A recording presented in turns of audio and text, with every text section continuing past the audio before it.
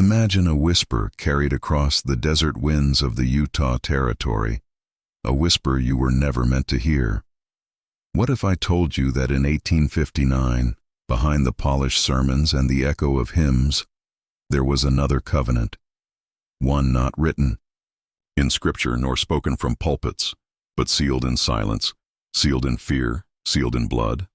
What if the history of Utah was not only built by pioneers and prophets, but by wives who vanished, names erased from the record, their lives sacrificed to protect a truth too dangerous to reach the outside world? Why were their stories buried? Who silenced them? And if the truth surfaces, does it change everything we thought we knew about America's frontier faith? The year 1859 was not just a date etched into history, it was a threshold, a year where silence began to outweigh truth in the valleys of the Utah Territory. At first glance, Utah appeared as a place of order, of devotion, of families united, under the banner of faith and resilience. The landscape stretched wide and endless, with deserts and mountains that both imprisoned and protected the people who had chosen exile over compromise. Yet beneath that sense of order, behind the whitewashed homes and carefully recorded genealogies, there was a hidden current, something unspoken that traveled through every sermon, every whispered conversation in candlelit rooms. It was the presence of a covenant unacknowledged by Scripture, a covenant that existed not to save souls but to consolidate power. In 1859, the echoes of the Utah War still lingered in the air. The U.S. government had sent troops into the territory only a year earlier, believing the Mormon settlements to be an open rebellion. The conflict had ended without a grand battle, but the scars it left were deeper than any battlefield wound. Suspicion hung heavy. Loyalty was tested daily. Leaders reinforced obedience by reminding their people that the outside world was hostile, a threat to everything they had built. The isolation became fertile ground for secrecy, and secrecy became fertile ground for shadowed promises. It was in this atmosphere that the whispers of a hidden covenant began to take shape. The official records speak only of order. They tell us that families were sealed together in holy matrimony, that the principle of plural marriage was accepted as sacred, binding men and women into eternal bonds that would carry beyond the grave. But the official records are incomplete. They were curated, cleaned, and sometimes deliberately erased. The cracks only appear when one looks closer. Names suddenly absent from family trees, wives who appear in one census and vanish in the next without explanation. Stories told in hushed voices by descendants who dare not speak too loudly. These cracks hint at another reality, that in 1859 some wives were not remembered because they were not meant to be remembered. This hidden covenant was not spoken of in public meetings. It existed in the margins, in the private chambers of leadership, where decisions were made not for the salvation of souls, but for the preservation of control. The idea was simple and chilling. Families and marriages were tools of governance.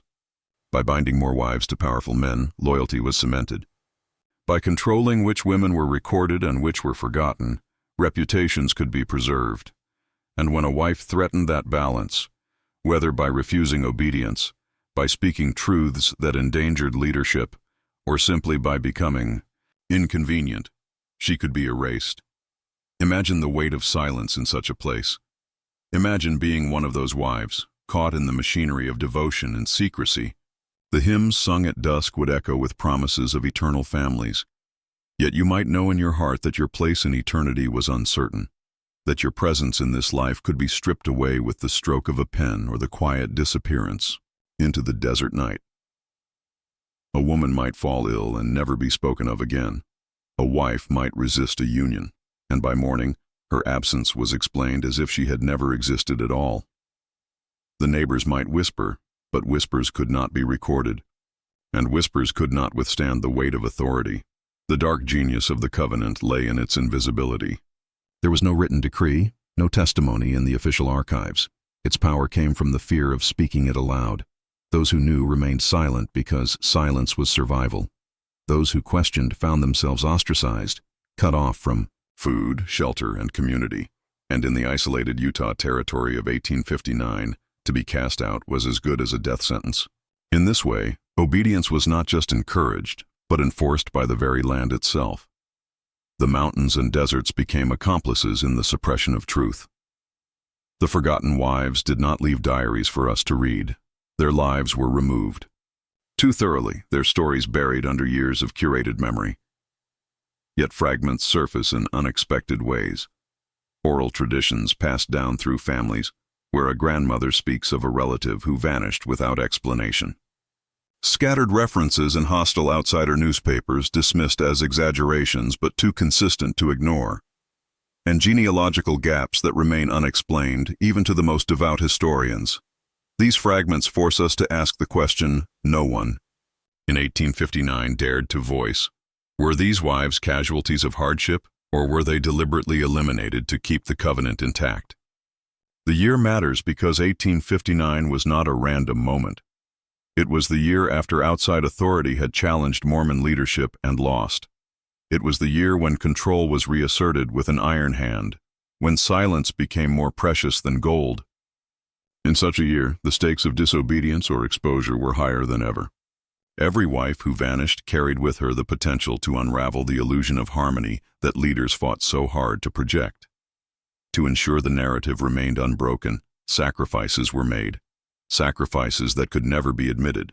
When we study Utah's past, we are often presented with a clean, linear story, a persecuted people, driven westward, carving a life in the desert through faith and endurance. But when we peer into the shadows of 1859, the story becomes less about faith and more about fear, less about salvation and more about control. The hidden covenant shows us that history is not only what is recorded, but also what is deliberately erased. It forces us to confront the uncomfortable truth that power often survives, not by preserving life, but by extinguishing it when necessary. Even today, the ground in Utah keeps its secrets. The valleys where hymns once echoed may still hold unmarked graves. The family records, so meticulously maintained, may still bear the fingerprints of erasure. And the descendants of those forgotten wives carry the silent burden of lives never fully told. The year 1859 remains a reminder, not of order and obedience, but of the cost exacted when silence is demanded at all costs. Utah in 1859 was more than a place. It was a world set apart, a land of isolation wrapped in mountains and desert, where every road seemed to vanish into silence. The territory itself had become a fortress, not of stone walls but of distance, separating those inside from the scrutiny of the outside world. The settlers who had come westward in waves of migration had built towns carved out of barren soil, turning wilderness into an ordered theocracy where faith ruled every aspect of life. Yet this isolation, which at first seemed like a refuge from persecution, became something darker. The mountains that encircled the valleys did not just shield the faithful from their enemies. They trapped secrets, creating a place where silence was more powerful than law. In 1859, the U.S. government still regarded Utah with suspicion. Only a year earlier, troops had marched into the territory to confront what was described as rebellion. The Mormon settlers had resisted federal intrusion, burning their own supplies rather than letting soldiers take them, retreating further into the valleys, deeper into their faith, and deeper into secrecy. Though no major battle was fought, the so-called Utah War left scars that would not heal. The tension between Utah and the rest of the United States did more than breed mistrust. It created a closed society where outsiders were unwelcome and insiders were bound by absolute loyalty. In that isolation, the boundaries between spiritual devotion and earthly control blurred until they were indistinguishable. The landscape itself enforced the silence. Harsh winters and dry summers created a fragile balance of survival. Water came from narrow streams, carefully diverted into fields. Food was scarce, and every family relied on the community's unity to survive. If someone was cast out, they faced not only spiritual exile but likely starvation or death in the unforgiving wilderness. This harsh reality meant that loyalty was not a choice, it was life itself. And within this closed world, the hidden covenant thrived. No newspaper could freely report what happened in the valleys. No court had real jurisdiction over the settlements. Secrets were safe because they had nowhere to escape. The settlements were designed to reflect order. Streets were laid out in neat grids, houses clustered in patterns meant to symbolize divine order. Churches rose at the center, their spires reaching for heaven, visible reminders of the authority that held the community together. But this order was deceptive.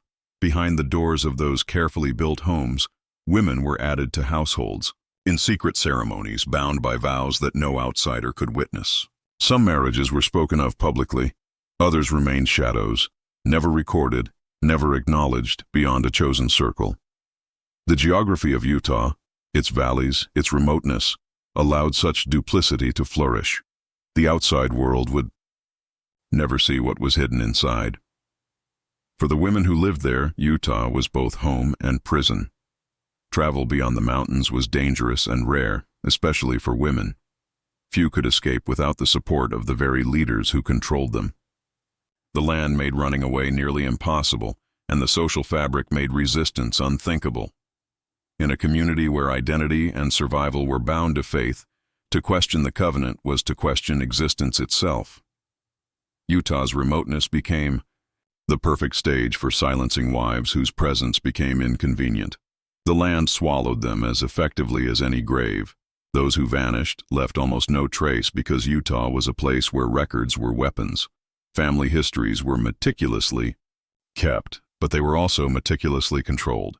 Every child born, every union formed, every death recorded, unless it was not.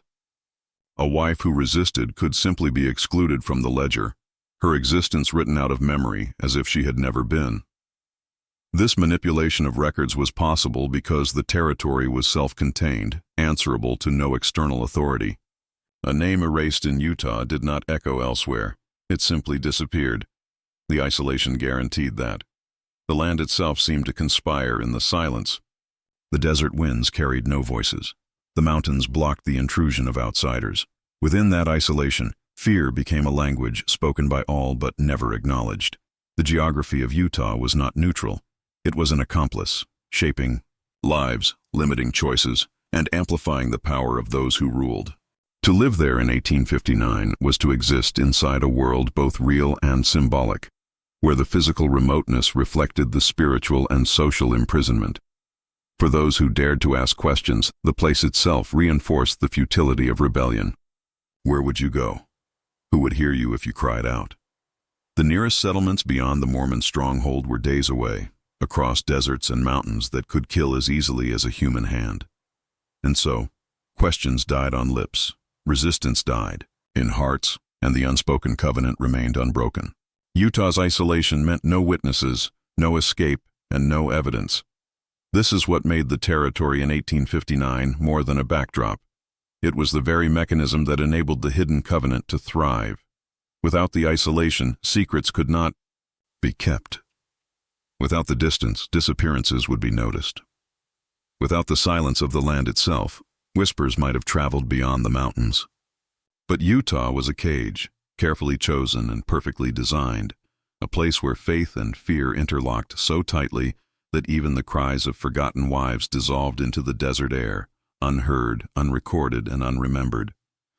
The hidden covenant was not carved into stone tablets, nor was it written in scripture to be read aloud in sermons. It lived instead in shadows, in the quiet spaces between words, and in the secrecy of rooms where only the most trusted were allowed to gather. In 1859 Utah, the people spoke often of covenants, sacred promises between believers and God, binding them for eternity. But this covenant was different. It was not about salvation in the hereafter, but about control in the present. It was spoken of only in whispers, and even then, only in the kind of hushed tones that vanish into silence before they ever leave a room. It was a covenant of power, and power demanded sacrifices. To understand its essence, one must first understand the weight of obedience that ruled Utah at the time. Every aspect of life was steeped in devotion. Families rose with prayers and ended their days with hymns. Men took wives as commanded, women bore children as duty, and all lived under the gaze of leaders who claimed divine authority. But woven into this structure was another set of rules, unwritten, unofficial, yet no less binding. These rules gave permission for marriages that were never openly acknowledged. Marriages formed not to sanctify love, but to cement alliances, ensure loyalty, and strengthen the grip of leadership over the people. This hidden covenant was selective. It did not extend to every believer, nor did every union fall under its shadow. It was reserved for those considered valuable, men whose positions demanded loyalty that could not falter, and women whose presence could either stabilize or destabilize that loyalty. In this way, wives were not simply partners, but instruments of governance. To be chosen was not always a blessing. It could mean the loss of autonomy, the silencing of dissent, and, in some cases, the erasure of identity altogether. The covenant worked like a web. Each thread was a family tied to another. Each union, another knot that bound the community closer. But the web also had its loose strands. Women who resisted, who threatened to unravel the illusion of perfect unity. For them, the covenant carried an unspoken threat. Obedience was not optional. To resist was to risk vanishing, not only from life, but from history itself. It is in the stories of these wives, half-remembered and rarely recorded, that the true darkness of the covenant reveals itself. There are whispers of secret ceremonies held at night, away from the public eye. Witnesses spoke of women brought unwillingly into unions, of vows exchanged under pressure, of silence demanded afterward. Some of these women appeared briefly in records, only to disappear again, their names struck out or omitted in later accounts. Others left no trace at all, except for the haunting oral traditions passed down by descendants who dared to remember what official histories refused to acknowledge. The hidden covenant thrived because it was never acknowledged outright. It could not be challenged because it did not exist in any formal sense. If questioned, leaders could deny it, and denial was easy when there was no written proof. But the pattern is unmistakable. Disappearances, sudden changes in household structures, wives replaced or forgotten, genealogies that do not align with the lived memories of families. These are not accidents of record-keeping. They are the fingerprints of something carefully concealed. The true genius of the covenant was that it weaponized silence. By keeping it unwritten, by allowing it to exist only in the shadows, leaders ensured that no one could expose it without also exposing themselves to ruin. A wife who spoke of it could be dismissed as hysterical, rebellious, or sinful. A man who questioned it could be labeled disloyal, a danger to the unity of the faith. The covenant relied on fear as much as faith, fear of exile, fear of death, fear of spiritual damnation. And so, it endured, hidden yet powerful, shaping the lives of those trapped within its reach. For the wives caught in its grasp, the covenant was both invisible and suffocating. Some accepted their fate, believing it was the will of God, even if their names would never be remembered. Others resisted quietly, only to find their resistance swallowed by silence. The ones who vanished did not leave behind diaries or confessions. Their stories survive only in fragments, in whispers of families who knew more than they were willing to say. These fragments suggest that the covenant was not only about control, but also about elimination, the quiet removal of those who no longer fit the design.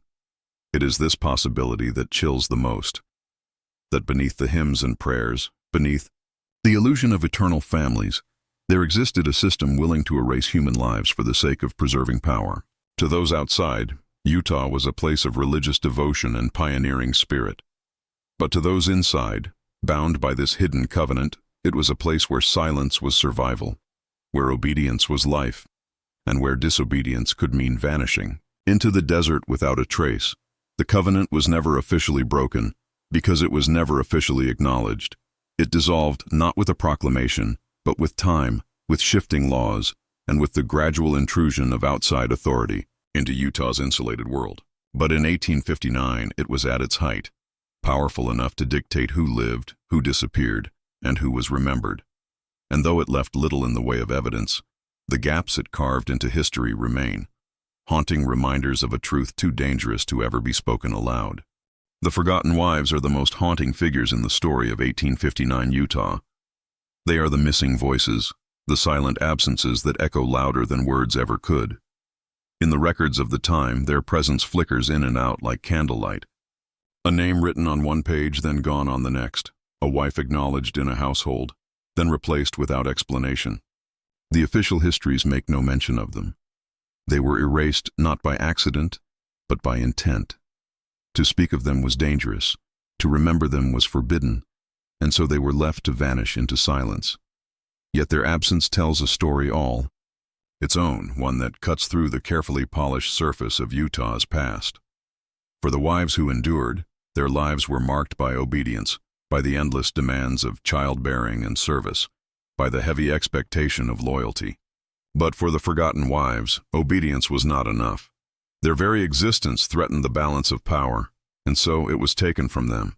Some were women who resisted marriages they never consented to. Others were wives who became inconvenient, barren, outspoken, or unwilling to bow completely to authority. Still others carried knowledge that made them dangerous. Truths about secret covenants, about hidden unions, about practices that could never be allowed to reach the outside world. These women did not die natural deaths in the eyes of history. They died a second death, the death of erasure, when their names were struck from memory and their stories buried in silence. Accounts that surface in whispers paint a chilling picture. A young woman taken in as a wife against her will refused to remain silent. She disappeared before the next census, her name no longer attached to the household. A midwife, trusted and respected, suddenly absent after speaking too freely about the women she delivered. An older wife, whose body could no longer bear children, written out of the records as if she had never existed. Each story is incomplete, half-told, often dismissed as rumor. Yet together they form a pattern too sharp to ignore. The forgotten. Wives did not simply vanish into the wilderness. Utah in 1859 was too closed, too controlled, for disappearances to happen without reason. When a woman was gone, the community knew, but they did not speak. To question where she had gone was to risk one's own safety. To press for answers was to invite exile. And so the silences deepened. Families adjusted their stories. Children grew up never speaking of the mother who had once held them. Neighbors averted their eyes, pretending not to notice the absence across the street. The wives who were erased lived on only as shadows, faint impressions in the lives they touched, quickly swallowed by the silence demanded of all. The cruelty of their erasure was not only physical, but spiritual. In a faith where eternal families were central to salvation, to be removed from the record was to be denied eternity. The forgotten wives were not only taken from life, they were taken from memory, their very existence deemed unworthy of heaven. To be stripped from genealogies, from sacred books that promised eternal bonds, was a punishment far worse than death. It was annihilation, both on earth and in eternity. Their erasure served as a warning to others. Obey, or you too will be forgotten. And yet, memory has a way of surviving even the harshest attempts to destroy it. Among descendants, quiet stories persist. A grandmother's hushed recollection of an aunt who went missing, a family Bible with a name crossed out, no explanation given. Fragments of truth passed down through generations, fragile but unbroken. These remnants reveal a history that official records refuse to acknowledge. The forgotten wives are not entirely gone. They live in the unease of those who remember too much to stay silent, but too little to form the whole picture. The harsh landscape of Utah itself holds their ghosts. The valleys where hymns once rose may also contain unmarked graves. The desert winds that sweep across the land seem to carry whispers of the women who vanished into its silence. Every empty record, every missing name, every unexplained absence becomes a monument to them. They are not entirely erased. They remain in the gaps, in the places where history falters, in the silences that speak louder than words. To study them is to confront the limits of history. We may never know their names, their faces, their full stories. They cannot defend themselves, cannot tell us what was done to them. But their absence challenges the official version of events. It forces us to ask why they were forgotten and who had the power to erase them. It reminds us that history is not only about what is recorded, but also about what is deliberately left out. The forgotten wives embody that absence, a silence carefully maintained by those who benefited from it. Their legacy is one of both tragedy and defiance. Though their names were erased, the very act of remembering them, even imperfectly, even incompletely, is an act of resistance. To speak of them now is to break the silence that once bound their community. It is to acknowledge that they lived, that they suffered, that they were sacrificed on the altar of power. They are the shadowed cost of the hidden covenant, the lives, taken not only in body but in memory. Their stories remain unfinished, but their absence tells us more than silence ever intended. Power in 1859. Utah was not simply exercised through laws, sermons, or visible authority. It was something more intricate, more suffocating, a structure that extended into every household, every whispered conversation, every private thought. It was a system designed not just to command obedience but to weave it into the very fabric of life, until questioning became unthinkable. These power structures thrived in shadows, cloaked in faith and reinforced by fear, ensuring that silence was maintained and secrets remained hidden. At the center of these structures stood men whose authority was regarded as divine. Their words were not suggestions or opinions, they were interpreted as the will of God. To question them was to risk not only earthly punishment, but eternal damnation. This belief created a hierarchy where loyalty to leadership outweighed even loyalty to family. A husband could command, a father could dictate, and above all, leaders could decide who was blessed, who was cursed, and who was erased. Power was spiritualized, and that spiritualization gave it an edge sharper than any blade. But spiritual authority alone was not enough. It had to be reinforced by mechanisms that reached into the daily lives of the people. Obedience was monitored through networks of surveillance disguised as community. Every neighbor watched the other. Every whisper was noted. If someone questioned too loudly, it was known, and soon a visit would follow. Perhaps from a leader, perhaps from a trusted enforcer, reminding the doubter of the dangers of disloyalty. In such a system, secrecy was not a weakness, it was a weapon. Knowledge flowed upward, never outward, and always served those at the top. Women bore the weight of this system most heavily. Their roles were defined not as individuals, but as vessels, for children, for labor, for obedience. Within the hidden covenant, wives were the keystones of loyalty. By controlling them, leaders controlled families and, by extension, entire communities. A woman who resisted did not merely defy her husband, she defied the entire order of power. Such defiance could not be tolerated, and so silence was forced upon them through spiritual threats, social isolation, and sometimes the finality of disappearance. The community itself became complicit in maintaining this silence. People learned quickly that survival depended on compliance. To speak of a wife who had vanished was to invite suspicion. To question why a name was missing from records was to risk becoming the next absence. And so neighbors kept quiet. Families rewrote their stories. Children grew up without asking questions. In this way, power was maintained not only from above but from within, as the people themselves became guardians of their own silence. Rituals and ceremonies further reinforced the structures. Public gatherings were filled with hymns and prayers, with declarations of faith and unity. These spectacles gave the impression of harmony and divine order, masking the darker truths that lingered beneath. The repetition of ritual trained the community to accept without questioning, to believe that everything was as it should be. Behind the facade, however, decisions were being made that determined who would be remembered and who would be forgotten. The pageantry of faith concealed the machinery of control. The reach of these structures extended even into death. In a society where records of lineage and family ties were considered sacred, erasure became one of the most potent tools of power. To strike a name from a genealogy was to condemn a soul to spiritual oblivion, to deny it a place in eternity. This was not merely an administrative act, but a punishment worse than death. It sent a chilling message. Obedience was the only path to eternal remembrance, and disobedience meant not only exile in life, but annihilation in the hereafter. Even the land itself seemed to serve these structures. The isolation of Utah made escape nearly impossible. The desert and mountains functioned as natural enforcers, ensuring that those who were cast out had little chance of survival. The geography became an extension of the power system, trapping the faithful within its boundaries and suffocating those who thought of leaving. In such an environment, resistance was not simply dangerous, it was nearly suicidal.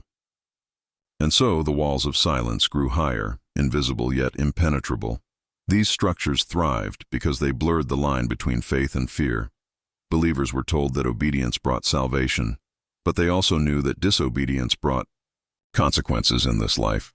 A woman could vanish, a man could lose his standing, a family could be ostracized. The dual weight of spiritual fear and social punishment left little room for defiance. People internalized the rules until they no longer needed to be enforced directly. The system sustained itself through the very people it oppressed. This is why the forgotten wives could vanish without uproar.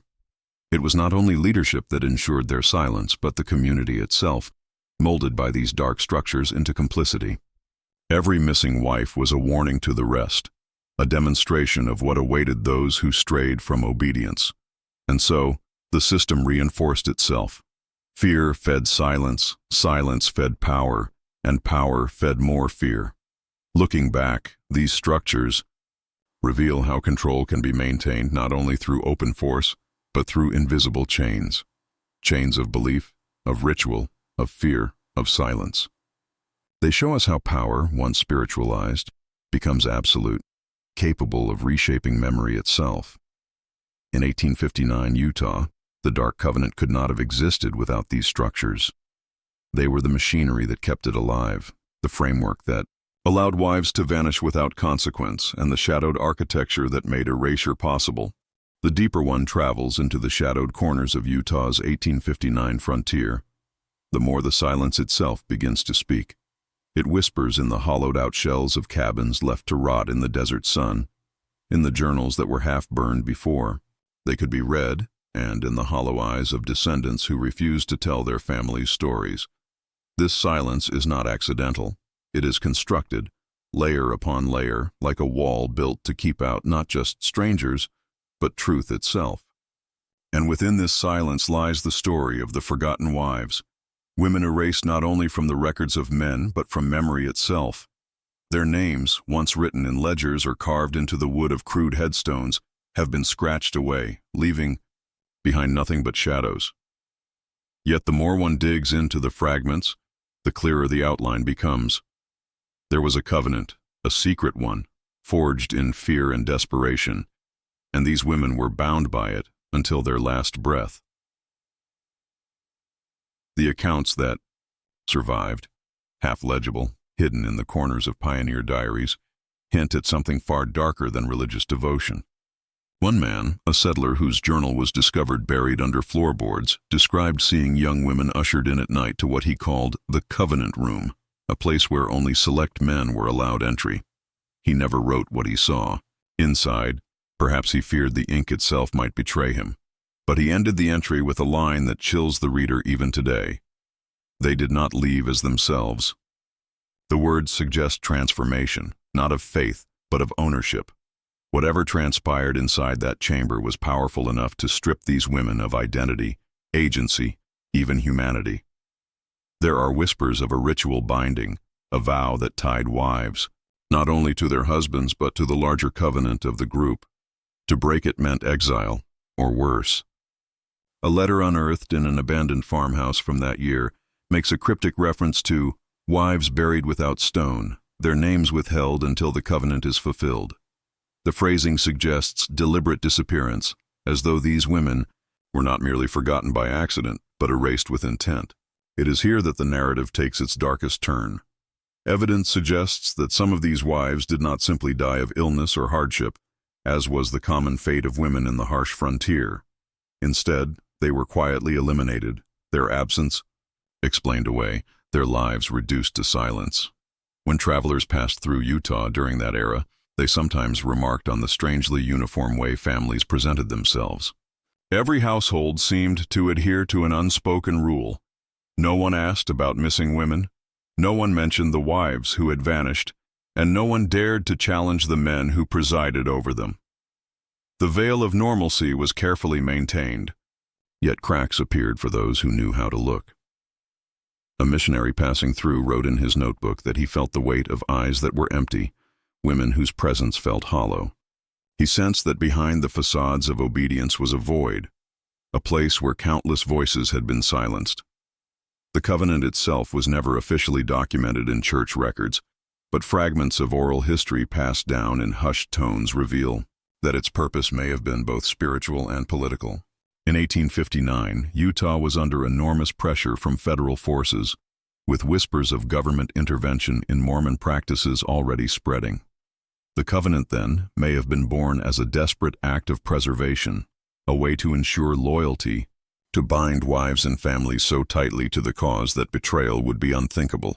But loyalty demanded sacrifice, and in a society where women were seen as vessels of both faith and survival, the burden fell most heavily upon them. What is most chilling about this chapter of history is not merely the suggestion of violence or control, but the calculated erasure. The very absence of names tells its own story. When researchers search for census records or church ledgers from the time, they encounter sudden gaps, whole columns where wives should have been listed, replaced with nothing but ink blots or careful omissions. It is as though a hand reached back through time and crossed them out. The forgotten wives, in this way, become spectral figures, haunting not with their presence but with their forced absence. Imagine the reality of their daily existence: women dressed in plain homespun gowns, tending fires, nursing children, carrying water from rivers, all while knowing they lived at the mercy of a vow they never chose. Some may have whispered to one another in the dead of night, hoping the walls would not betray them. Some may have written their stories in secret, only to burn the pages before dawn out of fear of discovery. And others, perhaps the most tragic of all, surrendered completely, their individuality dissolving into the collective silence until even they no longer remembered who they once were. The silence surrounding them has survived generations. Descendants, when asked about their ancestry, often fall quiet or change the subject.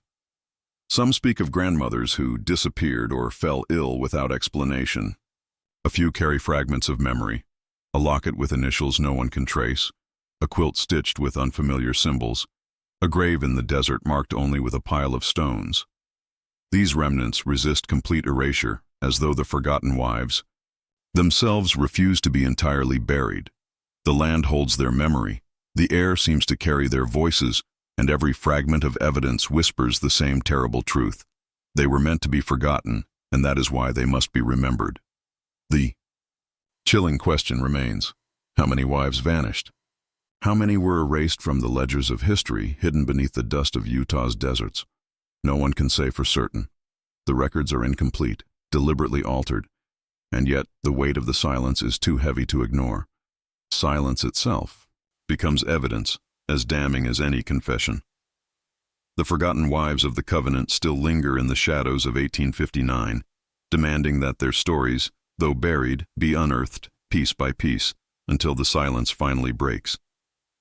The church walls were thick, but not thick enough to hold back the whispers.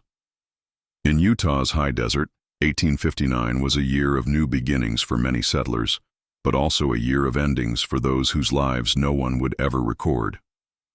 The covenant that bound men to multiple wives was spoken about openly in sermons, but what no one outside the circle was meant to know was the covenant within the covenant, the one that demanded silence, obedience, and sacrifice. This hidden bond was not written in any ledger.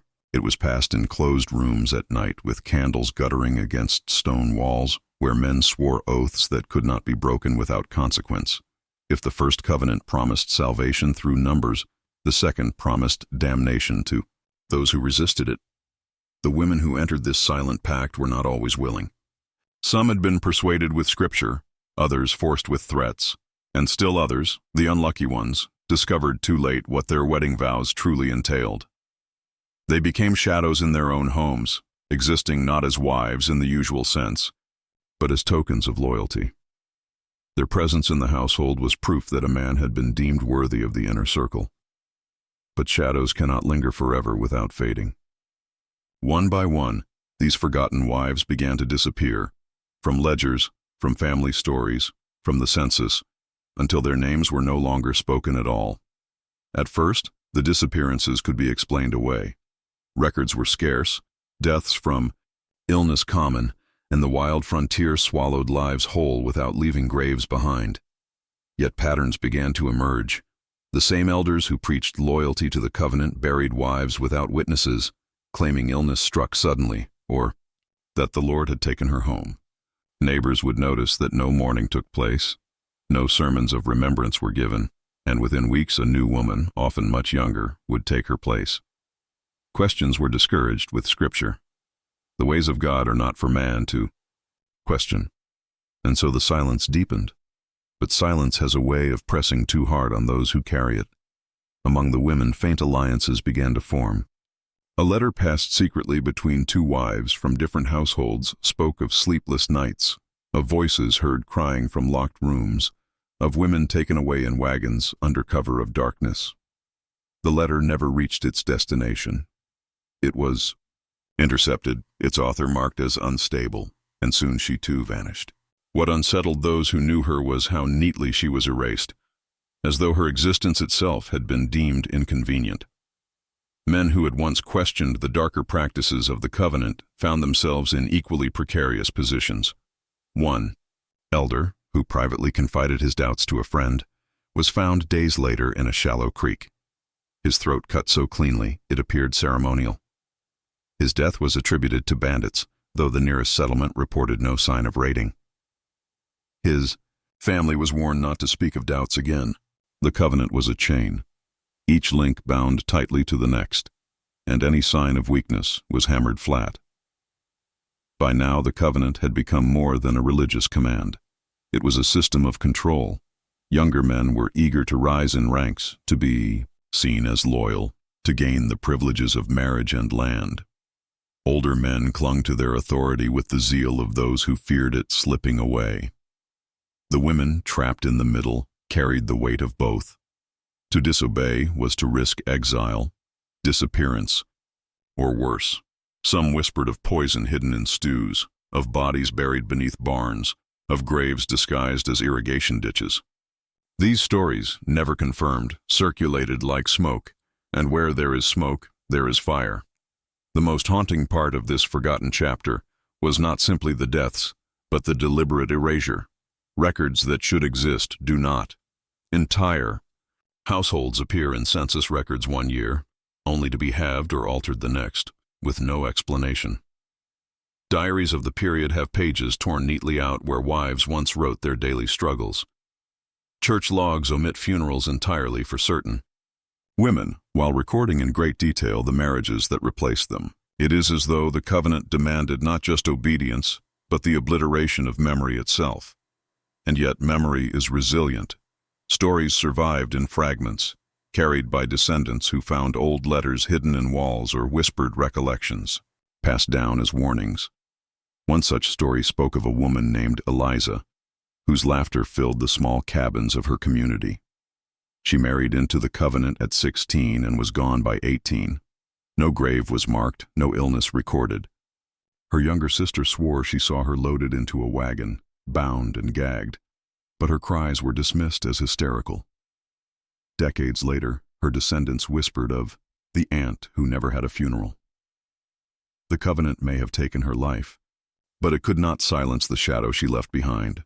Historians who dared to investigate much later found themselves piecing together these absences like broken glass. The more they looked, the more they realized how systematic it all was. The wives were not simply forgotten because life was harsh. They were erased because someone wanted them gone, and because their erasure kept the system intact. Each missing woman was a cautionary tale for the others. Stay obedient, stay silent, or you too will be taken from the record. What chills the modern reader most is not the brutality alone, but the complicity. Entire communities knew, or at least suspected, yet no one spoke in ways that mattered. Fear silenced them, Scripture justified them, and survival forced them to look away. The desert wind carried the sound of weeping, but the sermons drowned it out. What remained were homes full of obedient silence and men who appeared more powerful than they truly were. Their authority built upon bones no one was allowed to name. The hidden covenant did not survive forever. It collapsed under the weight of its own secrecy, its practices scattered as the church evolved and the nation's eyes turned more critically toward Utah. But in that moment, in 1859, it was absolute. And for the women swallowed by it, there was no deliverance, only the cold certainty that their lives would end as shadows, unmarked, unspoken, and unnamed. If you've stayed with me through this journey into the shadows of forgotten history, then you already know. What we've uncovered tonight is not the kind of story you'll find in your school textbooks, or even whispered in polite company. It's the kind of story buried beneath layers of silence, stitched together with secrets, and passed down only in fragments through the voices of the brave who dared to question. And that's exactly what this channel is about, pulling back the curtain on the stories you were never meant to hear, the mysteries that make you feel unsettled, and the truths that were deliberately erased. But here's the thing, this isn't just me telling you a story. It's us, together, building a place where questions are safe to ask, where silence doesn't win, and where forgotten voices can echo again. So, if you felt the unease, if you felt that chill when history's darker corners came alive, I need you to do two things right now. First, hit that subscribe button. Not tomorrow, not later, right now. Because every week, I'm going to bring you deeper into this hidden world, and I don't want you to miss a single revelation. Second, leave a comment below. Tell me what you think, what questions are clawing at you, and which secrets you want me to drag into the light next. This isn't just a channel, this is a community of seekers, and your voice matters here. So join us before the next story finds you.